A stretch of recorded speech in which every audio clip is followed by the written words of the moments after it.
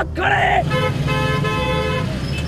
this is a very hectic entrance to Imran Khan's residency here in Lahore right now, and as you can see, there's a lot of people that have shown up. All these people are supporters of his.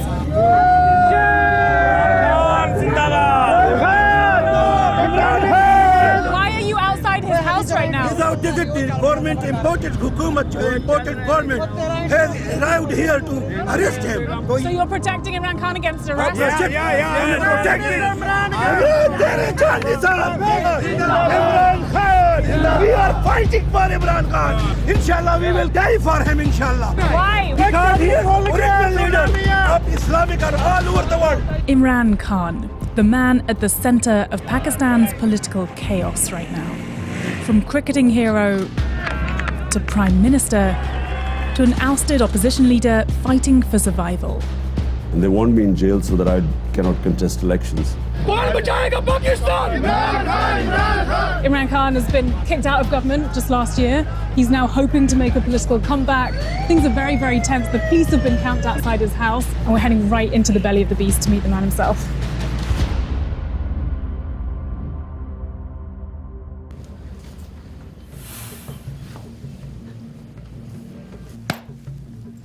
It is a very interesting time in Pakistan at the moment. Right outside your house, there's been police who came to try and arrest you just last night.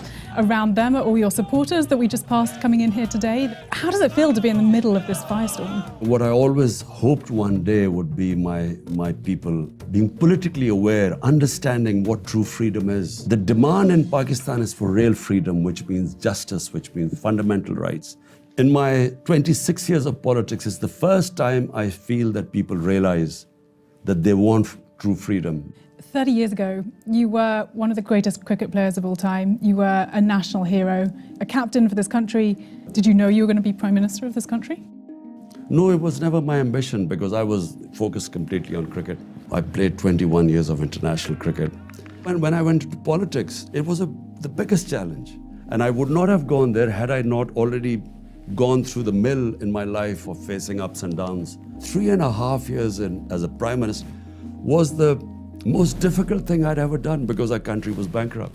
But you never look back in life because people ask me, you had such a great glamour life as a cricketer. I look upon that life and, I don't even remember it.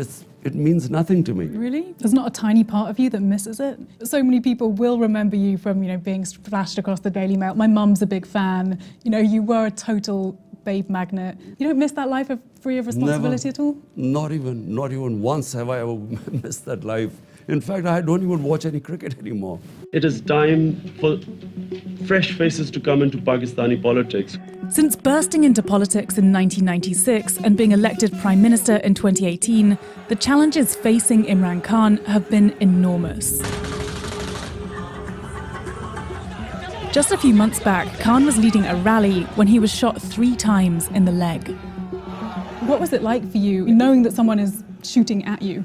Well, I was expecting an attempt on my life, and I had predicted that for 2 months. When I heard the gunshots, I thought they were firecrackers. But then I had this awful feeling in my right leg. I had 3 bullets in my left leg, and one of them had broken my bone. But it also had damaged my nerve in my foot. But even when I was lying down, I thanked the Almighty because I knew I was saved. And what about now? I mean, are you scared? Well, the threat of assassination is probably even more now than before because the 3 people who I knew were responsible for this, they're still sitting in power. And they're probably more worried now than ever before because all indications are that whenever there are elections, my party is going to sweep the elections. Despite Khan's finger-pointing at the current government, there's no evidence that the ruling party was behind the assassination attempt. But they have pushed back the date for the next elections and filed dozens of legal cases against him, which is widely seen as an attempt to prevent him from running again. You are facing some very serious legal charges right now. There's a possibility that could lead to a prison sentence. The corruption cases against me, there's just one, what they're saying, when you get public gifts in Pakistan, they are saying that I sold one of the gifts. So I want a public hearing about this. I want this to be in public. covered by the media when this case comes to court. How would you handle prison? I survived an attempt. I'm really lucky to be alive. So, I mean, prison will be, I guess when it comes to it, I'll go to it. But if I don't fight for my country, who will? A few days after this interview was filmed, the violence escalated. One supporter was killed, and when the police unsuccessfully tried to arrest Khan at his home, 2 full days of chaos ensued. You're fighting for political survival. You are telling your people to go out on the streets, to march, to go to jail for you. You're calling for early elections. You say that your priority is economic and political stability. Do you ever think that if you were to step aside, if you were to let go, the government could get on with running the economy? If the current government was worried about economic stability, why did they conspire to remove our government? We only had 1.5 years left. So why? What was the hurry? The Prime Minister was about to be convicted. His sons were about to be convicted on billions of rupees of corruption. So the hurry was they didn't want to remove the government because there was a problem with the economy or they were worried about inflation. They wanted to remove the government because they wanted to get rid of the corruption cases, which they did. Inshallah, corruption. मेरा ये आपसे वादा है कि मैं आपको काबू करके दिखाऊंगा. You came into power promising to eradicate corruption within 6 months. You haven't done that. Corruption perception index worsened during your rule. The problem in Pakistan is that we have what is called elite capture. The ruling elite is above law. So it's not just Pakistan's problem, it's the problem with the entire developing world. My whole campaign is to bring the powerful crooks under the law. And why I failed, unfortunately, because the National Accountability Bureau, which deals with corruption, was not under me, was under the army chief. So you're saying you don't have control over the military? Because the army chief had the veto, I could not get the powerful crooks convicted, which is why we could not improve on our corruption index. If you cannot bring the powerful under the rule of law and hold them accountable, then I'm afraid, how can you control corruption?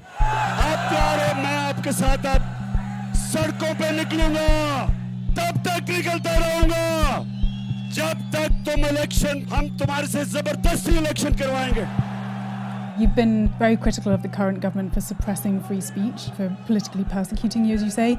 Under your own government, talk shows were shut down, journalists who've been critical of you were attacked, tortured, detained. As someone who is presenting yourself as a victim, I can see you shaking your head, as someone who is presenting yourself as a victim of persecution and a beacon of free speech. Not one case against the media was ever instituted by my government. I mean, there is a long list of journalists who... Let me just complete it.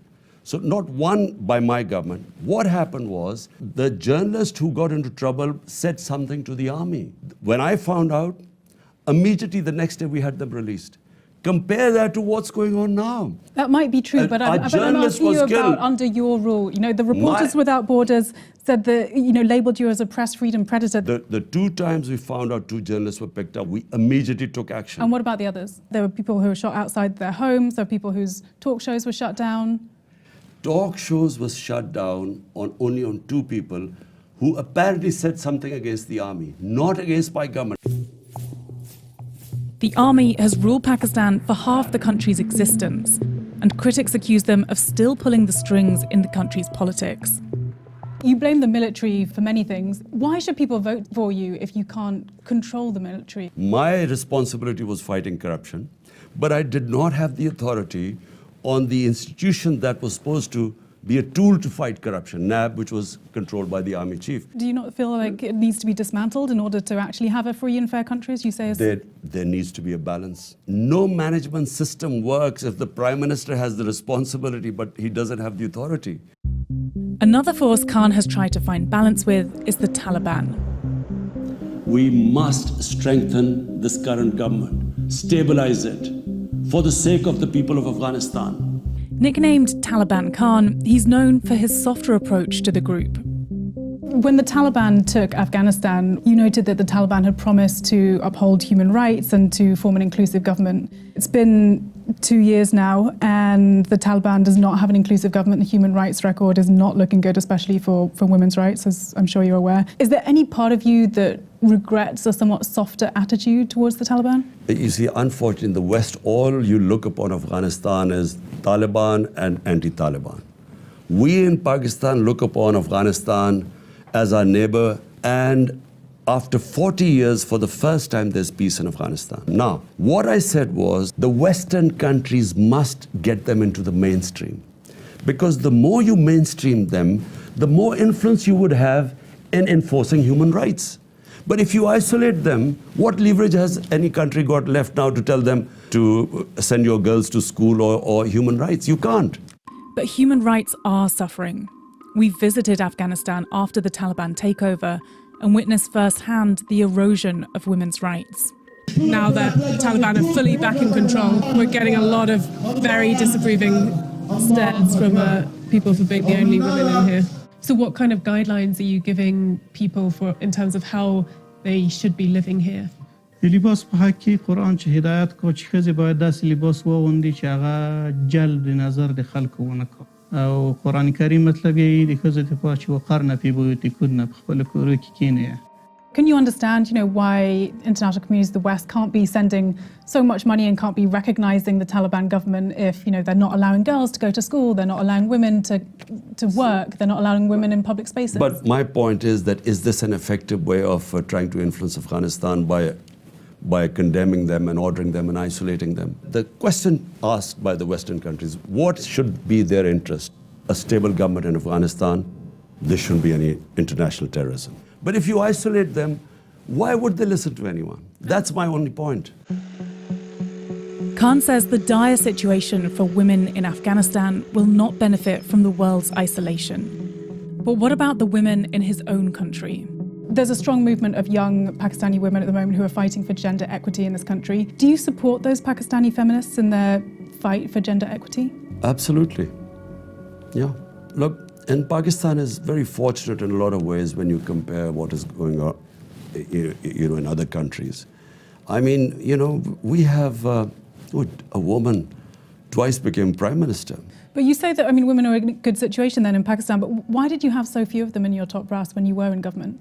Well, it's a merit system.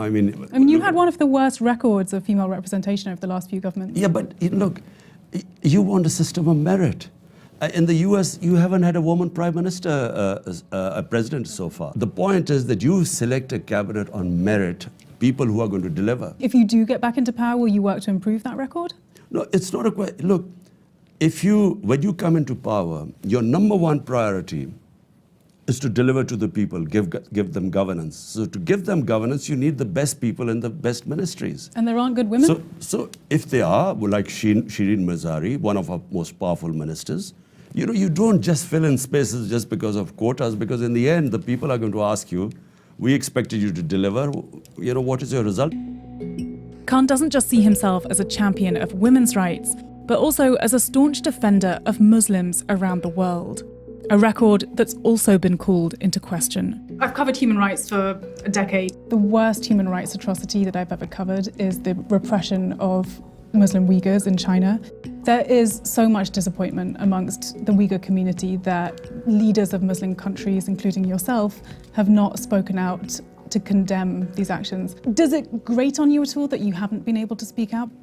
Look, Isabel, problem is there's Imran Khan as a human rights activist. I used to speak about everything, not just Muslims.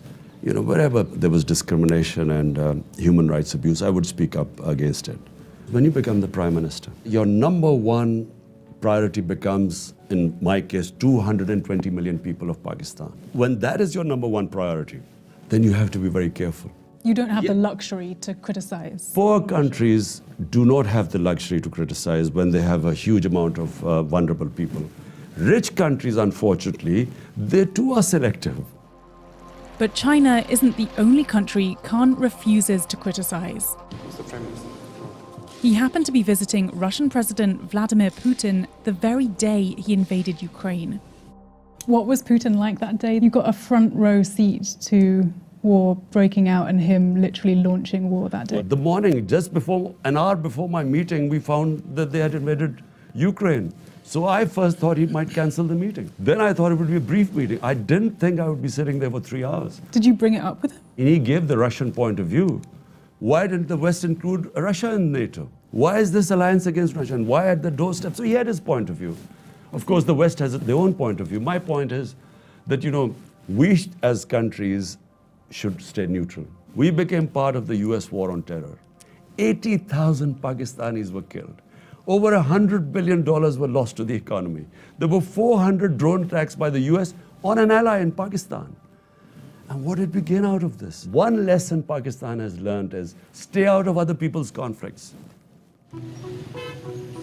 कौन बचाएगा पाकिस्तान? इमरान खान, इमरान खान। कौन बचाएगा पाकिस्तान? इमरान खान, इमरान खान। कौन बचाएगा Pakistan? Are you enjoying this fight? Yes, because I think if I woke up and there was no challenge in my life, I would think it's the end of my life. So there's never a point you're going to step aside? I don't know, because right now I see this huge challenge in front of me. So I'm just focused on that. What happens after that, I don't know. Get Pakistan out of this quagmire is going to be probably the most phenomenal thing that anyone could ever do.